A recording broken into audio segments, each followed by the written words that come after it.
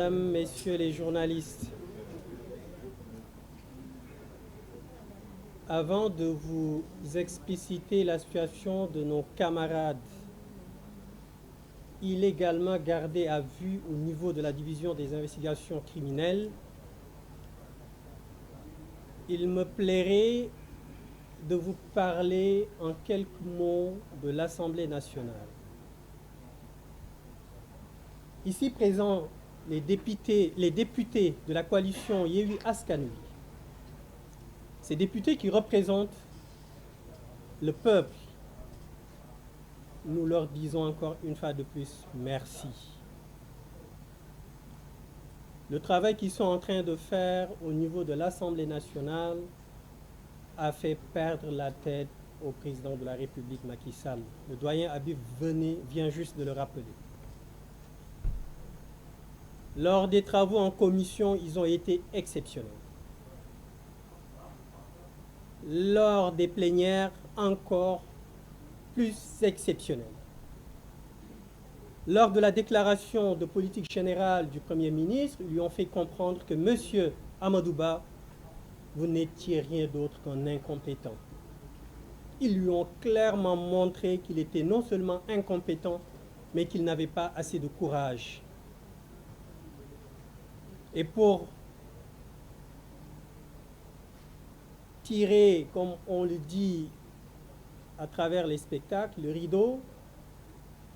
ils lui ont servi une motion de censure. Croyez-moi, Macky Sall, ces jours-ci, il ne dort pas du tout. Et c'est la raison pour laquelle il a perdu la tête. Donc, les députés de la coalition Yewwi Askan Wi, nous leur tirons un chapeau bas. Merci pour votre efficacité. Merci pour le travail que vous êtes en train de réaliser au niveau de l'Assemblée nationale. Je ne terminerai pas de parler sur l'Assemblée nationale sans parler de l'épouvantail national.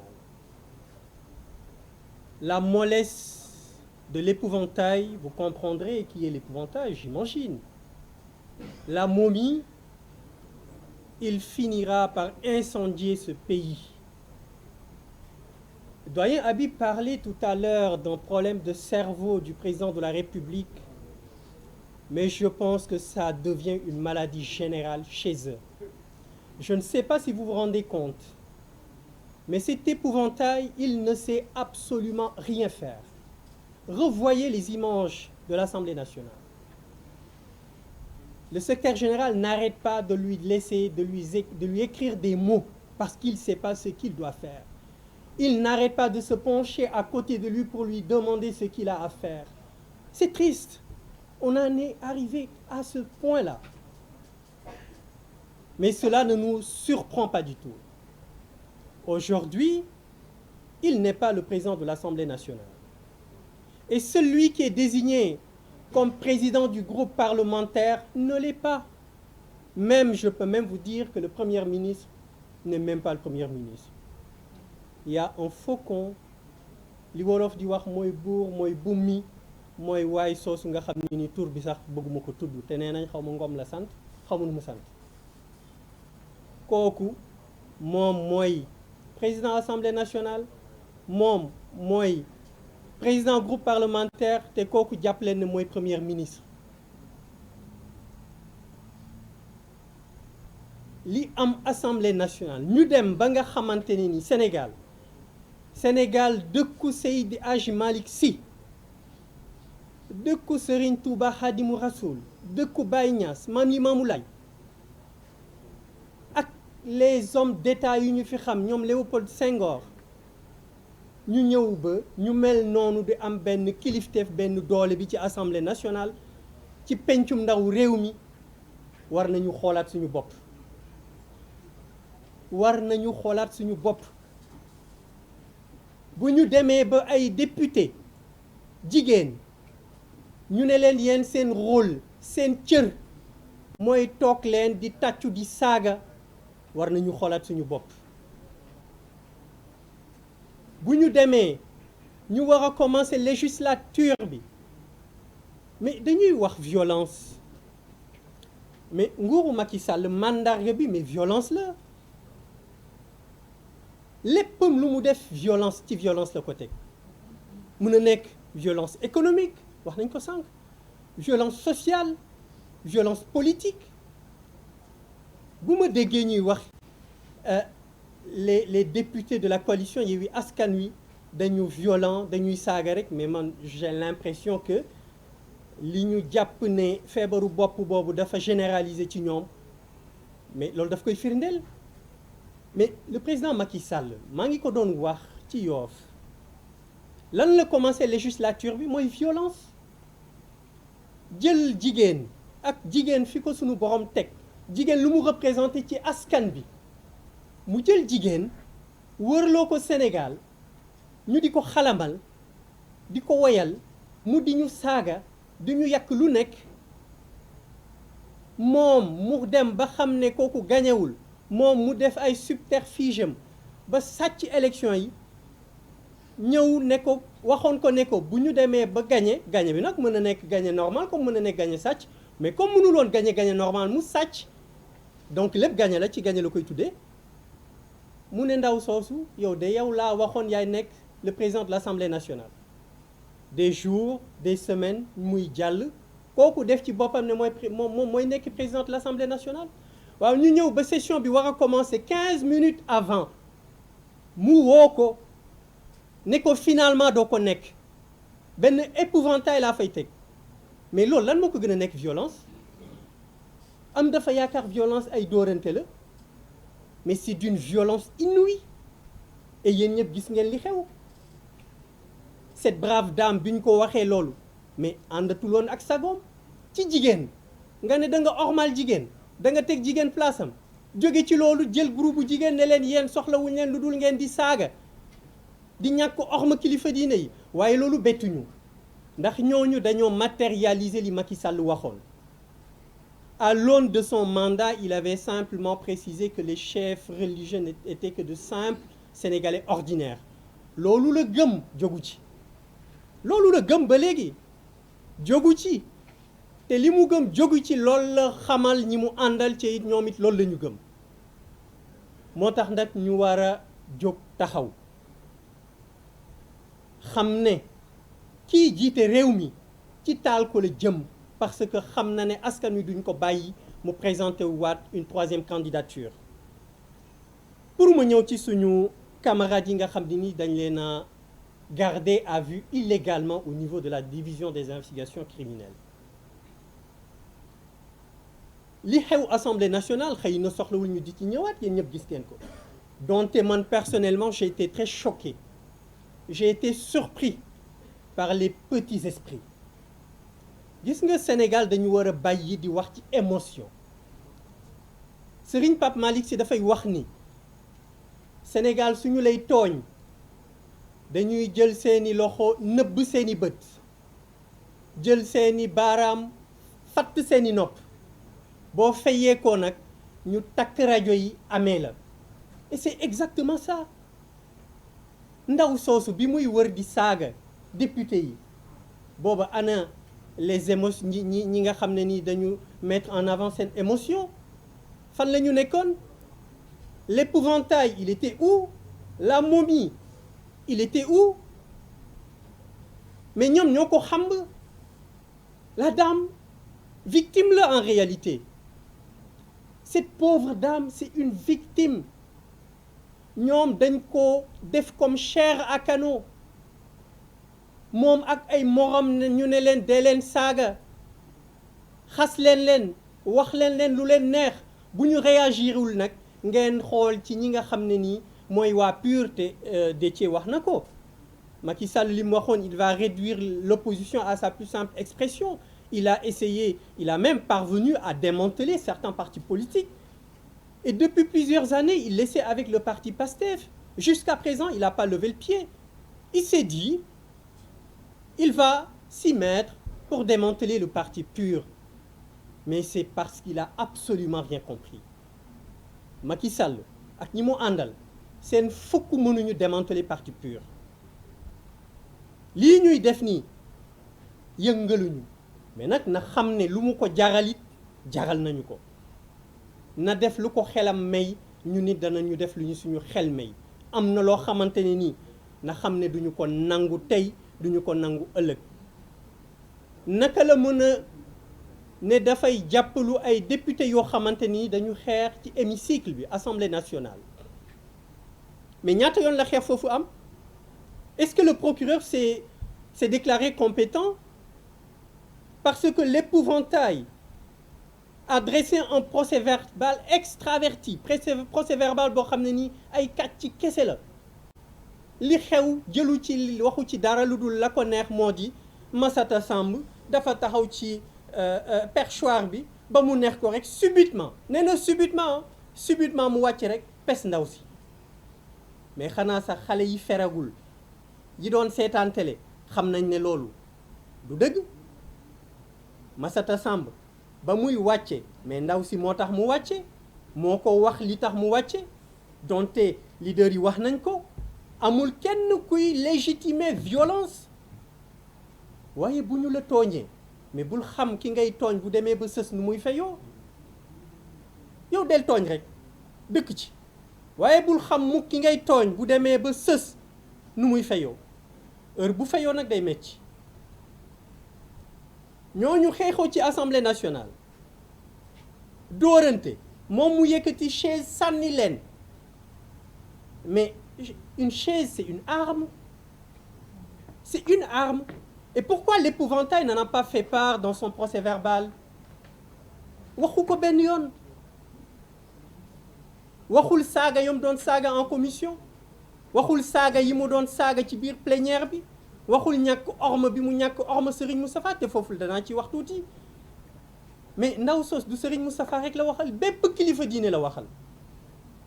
bépp kilifa diine la waxal waxul rek Serigne Moustapha Sy moo tax kilifa diine yi na ñoom ñëpp ku ci nekk jóg xamal leen ne lii ñu bëgg mu am duñu ko nangu te du fi am Massata Samb ak Mamadou Niang dawuñu benn yoon wax naa ko waxaat ko waaw kii daw mooy xanaa ki nga ne kaayit ma convoqué la nga bañ ne du ma ñëw mais ñoom convoqué wuñ leen yóbbuwuñ seeni kër ay mandat d'amener mais rien du tout dara amu ci ñooñu xeex assemblée nationale ñii gaañu ci ñu am kenn ki am certificat médical avec ITT de 10 jours keneen ki am certificat médical avec ITT de 21 jours ñu toog seeni kër di noppalu ñuy détacher seeni escadron de gendarmerie de police ne nañ leen war ci dëkk bi mais qu'est-ce qui était plus simple d'aller les convoquer ne leen yéen am na ku leen porter plainte ñëw leen wuyu mais defuñu loolu mais li gën a graaw ci affaire bi moo di ñooñu bi ñu demee ba retrouver seen santé à un niveau bien considéré mais ñu dem defi seen liggéey mooy dem assemblée nationale fekkee déclaration de politique générale mais assemblée nationale naka la fa le ministre de l'intérieur war a envoyer ay policiers wala ak ay gendarmes ñu war ne dañuy nekk ci couloir yi pour jàpp benn député mais vous vous rendez compte de la gravité de la situation bi ñu tollu Sénégal amatul loi Sénégal benn loi moo fi am mooy le droit Macky Sall de ci wax na ko sànq li ko neex mooy am li ko neexul du fi am loolu nag yéen ñi ko fal ne man day voté wul ma ko woon yéen ñi ko fal ak ñi ko falul xam ne loolu moo am actuellement Sénégal Macky Sall lu ko neex parce que député yi ñu jàpp garder leen à vue illégalement ils ont été entendus hier de 10h à 19h et je n'ai rien contre les éléments de la division des investigations criminelles c'est des gens très humains donte it ñoom instruction la ñuy xaar bu ñu leen joxee instruction bu ñu bokkee ak yow ndey ak baay sax danañu appliquer instruction bi loolu il faut ñu comprendre ko ci ñoom it ñoom li ñu leen wax la ñuy def mais kan moo leen di wax est-ce que xam ngeen ne jamono bii ñu toll du député du ministre du kenn mooy joxe instruction mooy Macky Sall bi ñu leen dégloo démb PV ba dara newu ca dara newul ci PV bi parce que ñoom dañu bëgg ñu def aveu te ñoom it duñu ay xale ay mag yi jëmm lañ ay député lañu pourquoi ñu war a def ay aveu ce sont des députés boo leen bëggee dugal fenn fi mais da ngay lever seen immunité parlementaire di ci wax na ko pourquoi ñu bañ demander lever par immunité parlementaire u député yooyu ñu bëgg leen forcer ne leen def leen aveu démb amuñu li ñu bëgg tey ñu commencé waat ci suba encore ñu ne woon danañ leen présenter au procureur tey ci suba ba fi ma fay jógee kenn présenté wu leen waaye nag nañu xam ne am na lu ñu dootul nangu xawma kan de waaye parti pur dootu ko nangu dootuñu ko nangu duñu nangu Macky Sall ne daf ñuy néewal doole donte mënuñu néewal doole loolu la ñu dul nangu te ñu ngi koy xamal ne ko ñii suñu mbokki député yooyu na leen tëj bu leen tëjee askan bi dina jël responsabilité am kooku lu leer la lu mu ko jaral ci dossier bi jaral nañu ko du menace du dara waaye dadi dafa am foo xam ne nii gor soo koy puus di puus ba mu sës rëkk ci mur bi boo deful nank dana retourner ci sa kaw te nee nañ ko combat bi bu mu ko yàkkamti waaye nag li mu bëgg mooy def combat bu xëy na bu jotagul indi des régimes d'exception bu ko defee waxi troisième mandat kenn dootu ko tal fi mu nekk nii loolu la bëgg wax na ne Déthié mi ngi koy rappeler sànq ne troisième mandat bi ce n'est plus un problème juridique mais vous vous rendez compte nee na c'est plus un problème juridique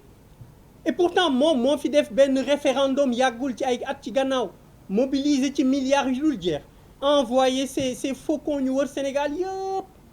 wax leen ne leen ñaari mandat moo fi am ñetteel mënatul am mu wàññeeku tey na ñetteel mën na am waaw mais boobu président est-ce que mën na waxati lu ñu dégg est-ce que ministre yooyu mën nañu waxati lu ñu dégg est-ce que Amadou Ba bii nekk premier ministre ne dafa def déclaration générale est-ce que lii mu wax mën ngeen ko dégg moom bokkoon na ci ñi doon wër ci plateau yi di wax naan loolu mënatul am mais Farba Ngom wax naa tur bi mais doful parce que ñoom ci seen bopp xam nañ ne Amadou Ba bëggul wax ne Macky Sall warul mën a am troisième mandat bëggul it wax ne Macky Sall mooy nekk candidat bëggu ko wax yéen ñëpp seetaan ngeen déclaration bi parce que moom il veut être candidat Amadou Ba il veut être candidat moo tax bëggul wax ni Macky Sall mooy seen candidat waaye si Ngom nag loolu la comprendre wax seen député yi ne leen yéen kan mooy seen candidat Macky Sall pour tontu Amadou Ba Amadou Ba nag il n'a qu'à prendre son courage à deux mains il n'a qu'à prendre son courage à deux mains ñoom ñooñu nga xam ne nii nee nañu ay gor lañu ñoo waroon Sénégal taxaw ci plateau télé yépp wax ne Macky Sall mënatul def troisième mandat bu leen dara tax ñu woon ñu qu'il se dédise ñoom daal nañu nekk ay gor wax la ñu waxoon gor nag waxam day am solo du wax tey lii suba mu wax leneen wax bi mi ngi gudd bala ñuy jox kàddu bi président Ousmane Sonko ñu ngi leen di ndokkeel yéen i journalistes yi am na taxawaay bu am solo boo leen am ba seen collègue bi génn muy Pape Alé Niang place am du prison place am c'est chez lui place am ci c'est devant son ordinateur c'est devant son micro pour éclairer sénégalais yi ci njuuj njaaj bi nga xam ne nii Macky Sall mi ngi koy def donc ñu ngi koy ñaanal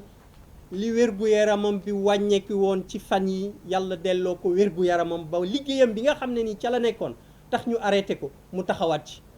bu kenn ragal nag bu kenn reculer yéen journalistes yi taxaw leen bu mu leen tiital bu mu leen xëbal mënul ci yéen dara askan wi ngeen fi nekkal ñun ñi nekk ci langue politique yi mënuñu tiital mënuñu xëbal askan bi lañ fi nekkal wasalaamualeykum wa rahmatullah. Merci beaucoup.